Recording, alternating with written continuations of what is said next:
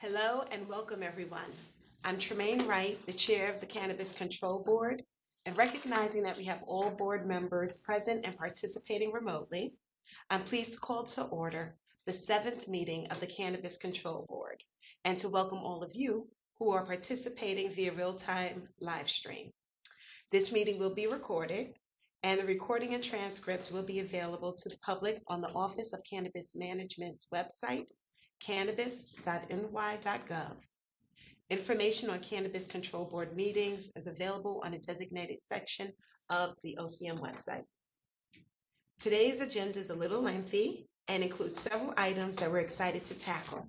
The agenda is as follows: welcome brief remarks, then we'll have a review and approval of the meeting minutes from the Cannabis Control Board meeting held on February 17th.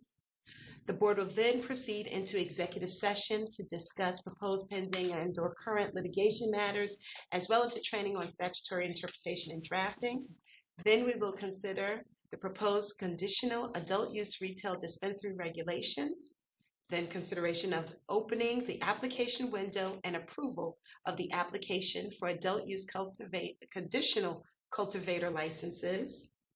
Thereafter, we will hear one matter of administrative procedure to consider employee disclosure of notary public as required by the cannabis law, followed by an update from board member McDaniel on the Social Equity Cannabis Investment Fund, and finally, a report from the Office of Cannabis Management's Executive Director, Chris Alexander, and then we will adjourn. Right, let's get started with some opening remarks. And first, I've spoken to this many times. We continue to, and it's consistently a priority for us here at the OCM. We are continuing to recruit top talent to grow the Office of Cannabis Management. We've been adding staff to our teams, growing our expertise, and building our capacity here at the office. So job postings continue to be added to our website on a rolling basis. So please continue to monitor the website for opportunities. Next, at the February 17th meeting of the Cannabis Control Board, we provided an update and a preview of our statewide community engagement sessions that were held by the office and the board. These were our cannabis conversations. We've completed 11 conversations. We hit 10 regions, and we were able to hold one in Spanish language. We've reached over 5,600 New Yorkers. We answered hundreds of questions from community members directly, and we hope that we've hit your questions. But if you were unable to attend any of our meetings, we ask you to please note that the recordings are available in English and in Spanish on our website. This was just our first statewide outreach. We will continue to engage with community members and stakeholders across the state. So we look forward to continuing to engage with the community as we continue to build this industry together. Lastly, today's board meeting is a momentous one, and I'm excited about what these items on our agenda today. We've spoken with you all about how we're trying to streamline the timing of opening our adult use cannabis dispensaries in the state. And today's discussion will include exactly that: a plan to jumpstart cannabis cultivation and lay the groundwork for future adult use dispensaries. Additionally, this plan will tie our goal and mandate to provide social and economic equity applicants with the resources they need to be successful. The resources they have not always received in other states, but we're stepping forward, and this is the opportunity for New York to lead. So without further ado, let's dive into our first order of business. The first is the review and approval of our meeting minutes from the February 17th Cannabis Control Board meeting. However, before we get much further, I'm going to make a couple of brief remarks regarding open meetings law. And as I stated every meeting, we are subject to the open meetings law, which is intended to ensure the greatest levels of transparency and public participation in the affairs of government. Due to the ongoing pandemic, we have requested that members of the public join us via video conference, which we will continue to offer to keep the members as well as the public of this body and the members of the body and the public safe. Now, I will read a brief statement into the record. Pursuant to Chapter 1 of the laws of 2022, enacted on January 14th of 2022, board members may continue to fully participate in meetings via video conference from locations that are not open to the public, provided that the public has the ability to view or listen to such proceedings, and the meetings are recorded and later transcribed. The public was provided with information on how to access this meeting within the public meeting notice distributed to members of the press and posted on the OCM website. A recording of this meeting, together with the transcript, will also be available on the OCM website. Previous recordings, meeting minutes, and transcripts are archived on our website as well. And please note there's a designated tab on the website which reads Board Meetings. That provides access to all of this information. May I please have a motion to approve the February 17th, 2022 board meeting minutes? I'll make that motion. Thank you, Jen. May I have a second? I second. Thank you, Ruben. Is there any discussion by any board member? Hearing none, I'll call for a vote. All in favor? Aye. Aye. The motion has been approved. The February 17, 2022 board meeting minute carries. Concerning the next order of business, may I please hear from the Office of General Counsel? Rick or Elizabeth?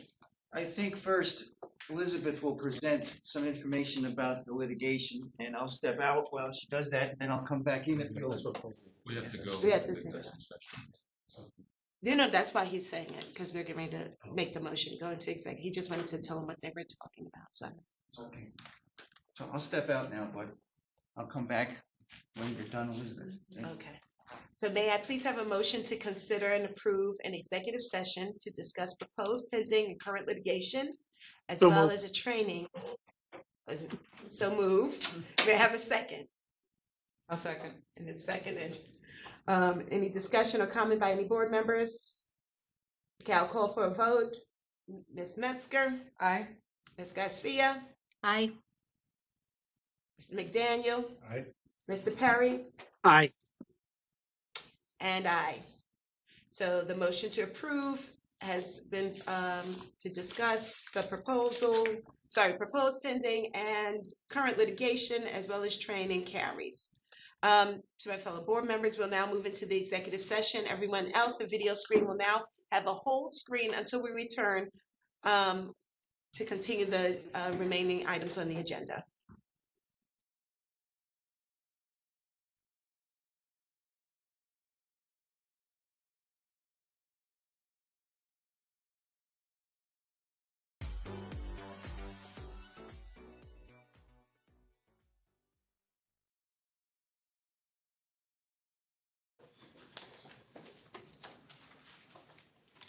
Welcome back. The executive session has concluded and we've received an update on litigation and training matters.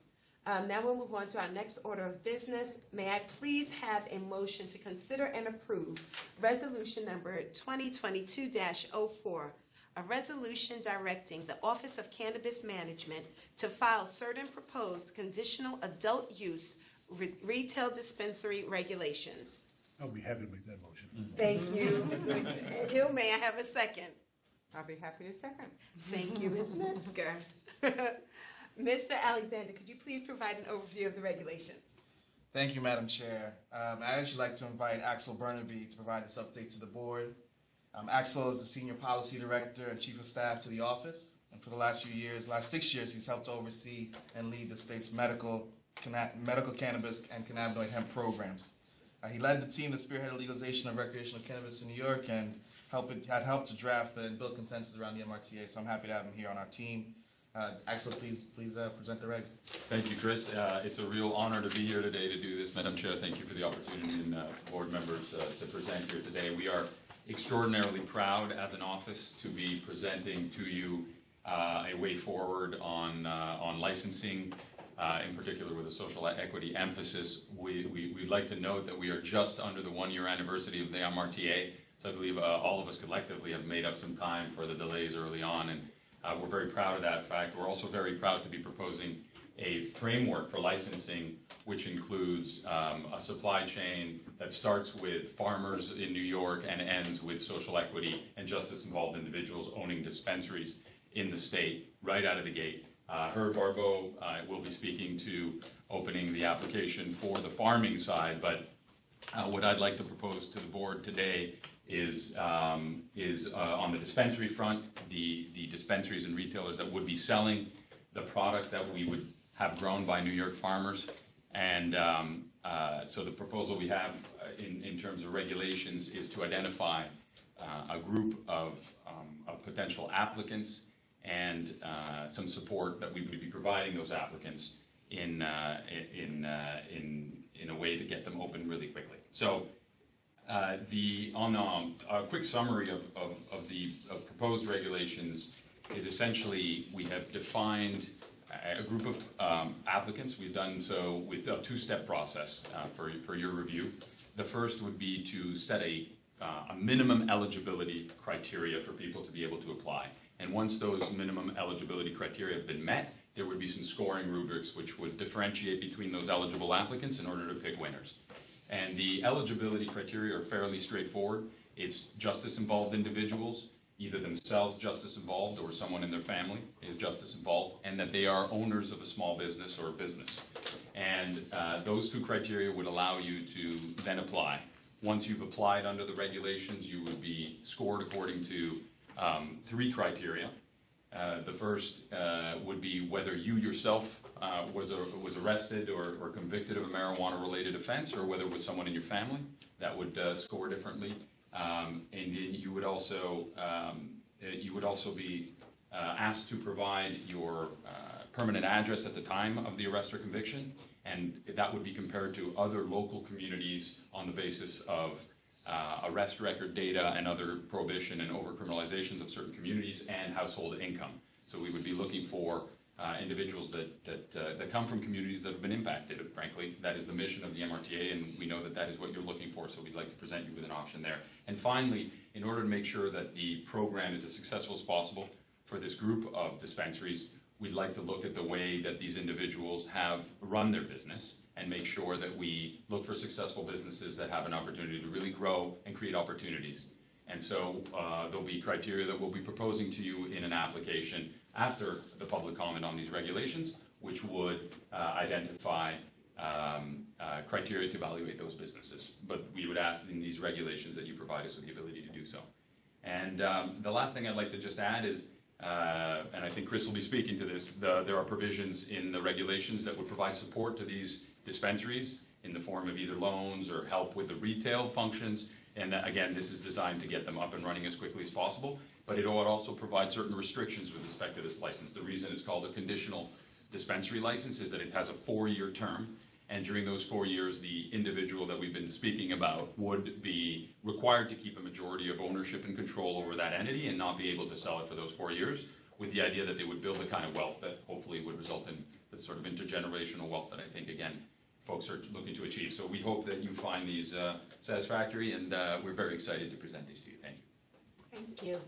Is there any discussion, question, or comments by the board members? Ms. Metzger. Yeah. I'd just like to underscore how significant these proposed regulations are, and they really, this is really the spirit of the MRTA that is being implemented, or hopefully will be passed and implemented, and combined with the Social Equity Fund. I mean, this has been such a huge barrier in other states to equity applicants to moving forward, and I'm just really thrilled to see this happening, and just want to thank everyone for their work on this. Amen. Any other comments, questions? Well, I'm just going to add that I'm really happy that we have gotten to this point and that we have been able to come together and build what I think will be a model, or hopefully a model for others to look at and see how it might be possible to bring to fruition the goals of equity in the program, in the cannabis program. I think that this is a huge lift, and I do want to say thank you to everyone that's been involved in it. We know and understand it takes a lot of work to come up with this and to put all of the parts in place to actually execute it. This has been a very quick, I'm going to say, 8 months for us together, and for us to be at the place where we are ready to begin examining and offering an opportunity to the public. The people who were at the center of the conversation is really important, so thank you. And if there are no other questions, I will call for a vote. Oh, yes, I'll call for a vote. Ms. Metzger? Aye. Ms. Garcia? Aye. Mr. McDaniel? Aye. Mr. Perry? Aye. And I vote, and I approve. The affirmative as well. The motion to approve resolution number 2022, directing the Office of Cannabis Management to file certain proposed conditional adult use retail dispensary regulations carries. For our next order of business, we will hear from the office on a legislative overview of the conditional adult use cultivator license. Mr. Alexander. Thank you, Madam Chair. I'd like to invite Herb Barbeau, our Director of Operations, to provide this update. Well, thank you, Chris, Madam Chair. And on behalf of the board at OCM, we've talked about MRTA being, almost a year anniversary, but in a very real sense, a lot of the staff really began 12/1. I mean, that's really when the staff started coming together, and we've been increasing every month since. So I want to thank the board for that opportunity. But the staff has been working double time to get here today with these two resolutions. It is just an incredible feat. So I personally want to thank the staff. We've been asking so much of in the last 4 months. So get to the script. So again, on February 22nd, Governor Hochul signed a law creating a new adult use conditional cannabis cultivator license. The law positions eligible New York State hemp farmers to be the first to grow cannabis for the New York cannabis adult use market. The law also includes several eligibility requirements that applicants must meet to participate. And it's very important. We want them to be very careful. One of the things that we've done here is the application fee is non-refundable, so applicants should be sure that they meet these qualifications before they apply. So to be eligible, applicants must have been authorized to grow hemp under the Department of Agriculture and Markets Industrial Hemp Research Pilot Program, specifically for CBD hemp and not for grain or fiber. Applicants also must have grown and harvested CBD hemp for 2 of the past 4 years, so that's between 2018 and 2021, and be able to provide the office with proof documenting such activities. And we'll be liberal in the proof, but there must be proof of that activity. Additionally, applicants must hold at least a 51% or more ownership in the entity that held the industrial hemp grower authorization from the Department of Agriculture and Markets. In addition to meeting program criteria and maintaining compliance with the program rules and regulations, the law also includes 3 additional requirements, which I should highlight at this point. The first is that applicants must practice safe, sustainable, and environmentally friendly cultivation practices. The office will soon issue guidance outlining the initial requirements to meet these environmental standards. Second, applicants must participate in a social equity mentorship program. Such mentoring program will be used to train individuals interested in becoming licensed cultivators. Lastly, the law also requires that licensees, within 6 months of being licensed, enter into a labor peace agreement with a bona fide labor organization to represent the applicant's employees. Finally, I'd like to provide a brief explanation of how a qualifying hemp farmer will begin the process of applying for the adult use conditional cultivator license. First, applicants must log in if they already have an existing account, or create a New York Business Express business profile. Next, applicants will upload information pertaining to their previous authorization to grow hemp under the Department of Ag and Markets program. Lastly, applicants must attest to the requirements of the license, including adherence to the statutory requirements discussed previously, such as participation in a social equity mentorship program and maintaining a labor peace agreement. Finally, the license application must include the submission, again, of a non-refundable $2,000 license and application fee. Thank you, Herb. Madam Chair, The office is proposing the following application window to the board for the conditional adult use cultivator license. That will be March 15th, 2022 until June 30th, 2022. Thank you. May I please have a motion to consider and approve resolution number 2022-05, resolution approving an application form for the conditional adult use cultivator license and ordering that a new application period for a conditional adult use cultivator license open on March 15th, 2022 and close on June 30th, 2022. I'd like to make that motion. Ms. Metzger, may I have a second? I second. Mr. McDaniel, thank you. Are there any questions or comments from the board? As usual, I have comments. Ms. Metzger. Thank you, Madam Chair. Just a couple of comments about the conditional license. And Herb and staff, I want to reiterate, thank you for all the work you've done on this. I'm thrilled we're taking this step today. First, it aligns our regulatory process with the natural growing season, making it possible to grow cannabis, adult use cannabis outdoors in the sunlight and, get products to the first dispensaries when they open. From a climate perspective, I know I always talk about this, but it's great too because it's very low impact and we're enabling hemp farmers opportunities to grow. But I also just want to make sure we're providing opportunities to growers that meet the social and economic equity criteria of the MRTA. And we have the mentorship, you mentioned the mentorship program, Herb. I recognize that we have to work within the bounds of the law that was just passed. But I would really like us to explore how we can enable equity growers in the mentorship program to grow adult use cannabis on their own land, if that's possible, potentially for sale through partnership with hemp growers that are licensed under the program. This is just one idea, but whatever opportunities we can explore to really widen those opportunities for equity applicants and equity participants in the mentorship program and really build that program out. Thank you. Are there additional, Mr. McDaniel? Yeah, I'd just like to say, again, thank you, Herb, and your team, because you've done a great job on this. We should recognize this publicly, this is a small segment of the supply we will need in New York. Right. So it's not like this is going ahead of people, but I think as Ms. Metzger said, it does allow us to get to the growing season, which is important. I think we've always committed, and your board and staff have done a great job of executing on making sure social equity applicants are considered, and are considered here as well.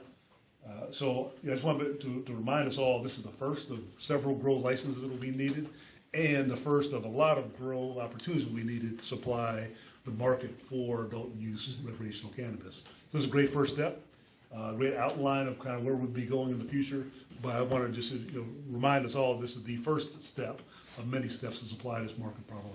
Yes, thank you for amplifying that. I think that we all need a reminder sometimes that this is just the beginning. We're very excited about the beginning, but it is just the beginning for us. Are there any additional comments? Okay. Hearing none, I will call for the vote. Ms. Metzger? Aye. Ms. Garcia? Aye.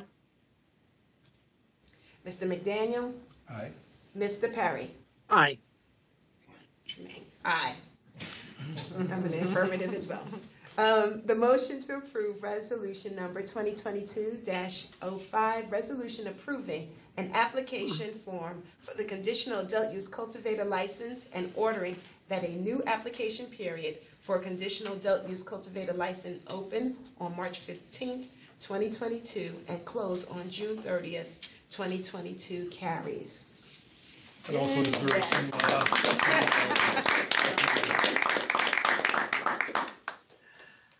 Yes, thank you so much. And now we'll consider a resolution to allow Cannabis Control Board members and OCM employees to serve as notary publics. May I please have a motion to consider and approve resolution number 2022-06, resolution to permit Office of Cannabis Management employees to hold the office of notary public. So moved. So we have a move and a second. Thank you very much. Ms. Alexander, could you provide us with a little background regarding the need for this resolution? Thank you, Madam Chair. Pursuant to Section 7 of the Cannabis Law, an employee of the OCM must request permission from the board to hold any public office, including notary public. So thank you. And is there any discussion, question, or comment by any board member? Hearing none, I'll call for the vote. Ms. Metzger, Aye. Ms. Garcia, Aye. Mr. McDaniel, Aye. Mr. Perry, Aye.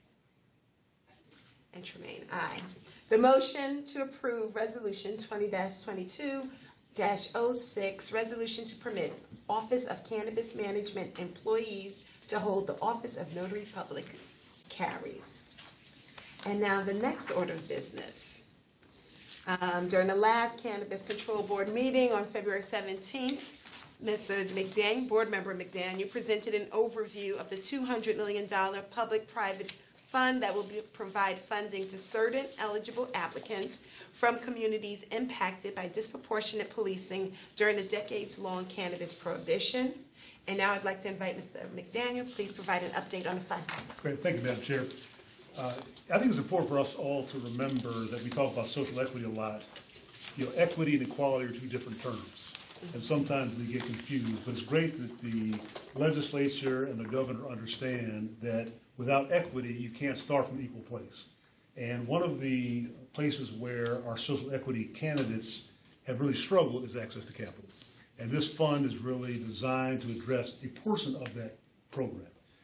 Also, like I said about the licenses for grow, this is the first of other programs we're doing. It's not the only way we're going to spend our money. And we want to make sure we leverage the money of the Office of Cannabis Management with private investment. So this fund does all of those things. So we've been working very diligently over the past couple of months on organizing this program, work with the legislature and the governor to make sure that everything fits what we need and get legislative approval for this over the next couple of weeks. So we're working very hard with them. We also have been looking at just programmatically how we'll identify sites, how we'll assist our candidates our winning candidates in getting those facilities open. DASNY will do some of that work with partners. And so we've been really kind of framing up how this is all going to work while we work with the legislature and others to get this program finalized. We're very excited about the work and the opportunity.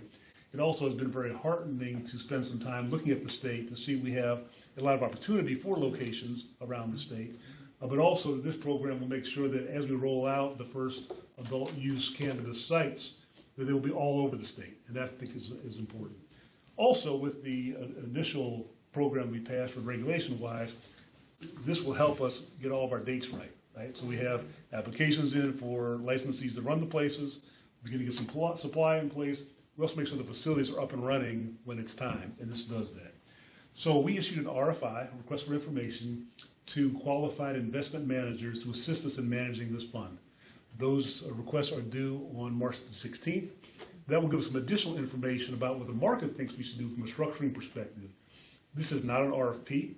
We will have a request for proposal, assuming the legislation passes, to actually put this fund in place, to then hire a general partner and fund manager. This RFI is an important component. So we're working very hard at this. The Office of Cannabis Management has been a partner with DASNY and others, outside consultants, so that when the legislation passes and we're ready to go, we will make sure that our timing meets up with all the good work the office has done on supply and on making sure we have applicants who are ready to run these dispensaries. So very excited about it. We're making great progress, and more to come. Thank you. That is, I'm going to say, that's an excellent update. I'm going to say that's what everybody wants to hear. That money will be available soon, and that's really the crux of the problem in most of our small businesses across the board. So thank you very much. And now we're going to switch gears a little bit, and I would like to ask Chris to please give us your executive update. Thank you, Madam Chair, and I want to take a little bit of moment to echo the excitement in this room for those who are tuning in. And I want to thank you, Madam Chair. I want to thank you all, members of the board, for what you've done today. This was a groundbreaking moment, soon to be a literal groundbreaking moment as we get these dispensaries ready. But we have really set New York's cannabis industry up for success with the actions that have been taken by the board. I want to also thank Governor Hochul and the legislature for providing our office and our board with the tools needed to do what we are doing, to do what has not yet been done, which is being the first state to set up our adult use market using an existing farmer population to supply that market using sustainable practices and outdoor cannabis largely. So we're jumpstarting the cannabis industry today and its investment into the communities that have been most impacted by the criminalization of cannabis prohibition with the first adult use sales. And we're excited to say that those sales should all continue to go right, can be executed before the end of 2022. I want to highlight that we're doing this and taking in the lessons that we've learned from other states, trying to apply them. We've seen how access to capital and real estate have been significant barriers to getting equity entrepreneurs into the space. And so we're doing the work now to remove those barriers and provide real meaningful support. Later today, the governor will be announcing the Seeding Opportunity Initiative, which tackles these barriers head on. And it's composed of 3 programs, 2 of which we've acted on today, and 1 of which we got an update on. The Farmers First program, the Equity Owners League program, and the New York Social Equity Cannabis Investment Program. The hemp farmers in the Farmers First program will soon be able to grow the first adult use cannabis in New York, and they'll be supplying the flower for the product, the flower products that will line the shelves of the dispensaries owned by the equity entrepreneurs that we license moving forward. Participants in the Equity Owners League program are supported by the Cannabis Investment Fund that Board Member McDaniel has highlighted. This program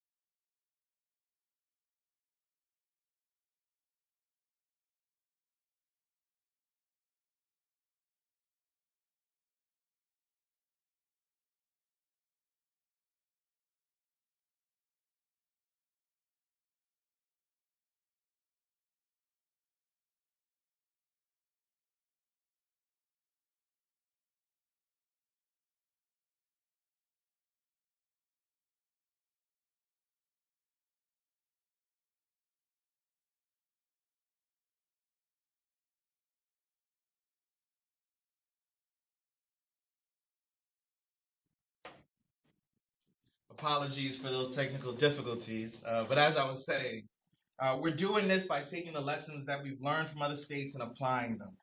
We've seen how access to capital and real estate, along with market timing, have become significant barriers for entrepreneurs to enter the space, and we're working every day to address those and provide real opportunity for entrepreneurs in the state of New York. Today, the governor will be announcing the Seeding Opportunity Initiative, which tackles these barriers head on and is composed of 3 key programs. The first, the Farmers First program, we've just taken action on to open the Conditional Cultivator application window. The second, the Equity Owners Lead program, we've just taken action on to form the first regulations for that program for public comment. And the last, the Social Equity Cannabis Investment Program that was just updated, provided an update for by Board Member McDaniel. The hemp farmers in the Farmers First program will soon be able to grow the first adult use cannabis in New York, and they will be supplying the flower for the product that will line the shelves of dispensaries owned by equity entrepreneurs participating in the Equity Owners Lead program. Those participants will be supported by real investments. As Board Member McDaniel has explained, this program is going to provide resources to renovate retail dispensary locations across the state in high traffic prime commercial areas. These locations will be renovated and outfitted by Dazzling and its partners, and which will include NWE firms, and provided as turnkey or turnkey ready facilities to the licensees in the Equity Owners Lead program. As a reminder, this is just the start of our efforts to put equity first as we open the adult use market here in New York. Regulations for the broader program will be coming, I think I previously stated, in May. And as we develop this full slate of adult use regulations, we're also working on developing opportunities for accessing capital, incubating businesses, and technical support for the entire industry. So there's a lot more to come, but today we've made a huge advancement in our efforts to prioritize New York's small and distressed farmers, our equity entrepreneurs, and ultimately our goal to generate the resources that will drive the investments into communities that have been most impacted by overcriminalization. Before we move on, I wanted to provide a quick update on the medical program. With more staff coming on board, we're dedicating additional resources to speed up the turnaround on patient registration and strengthen our support for the new patient certification and registration system we launched earlier this year. We know it's important to patients that they get access to their medication, and I want to assure them we're always working to make that a priority. Additionally, as it relates to the assessment of public comments on the medical home cultivation regulations, please note that the office continues to work through the substantive comments provided and will share more information soon. With that, I'll hand it back to you, Madam Chair. Thank you. Now that the Cannabis Control Board has approved the opening of the adult use cultivator license application period, I wanted to notify everyone that we will be holding a webinar in the coming days for those interested applicants to learn more about the eligibility standards, the application process, and forthcoming guidance. This will be recorded and posted on our office's website. Thank you again, Chris. That was really informative and exciting for all of New York. And so now I would like to put a note on our next board meeting. Please note that the time, location, and live stream link will be shared on cannabis.ny.gov in advance of the meeting, and a recording of today's meeting minutes, and a transcription will also be posted. That concludes today's public agenda. May I please have a motion to adjourn this meeting? I'll make that motion. Second. So moved and seconded. I would like to say, are there any questions or comments from the board before? Hearing none, I call for the vote. Ms. Metzger? Aye. Aye. Daniel, Ms. Garcia? Mr. Perry? Aye. And I'm perfect. So the adjournment the motion to adjourn carries. And so I just want to say thank you again to everyone for your patience during our executive session, and for your patience with us also during our technical difficulties. We're very excited about the information that we were able to share today, and for concluding today's meeting. So we will now adjourn. Thank you. Thank you, Madam Chair. Thank you.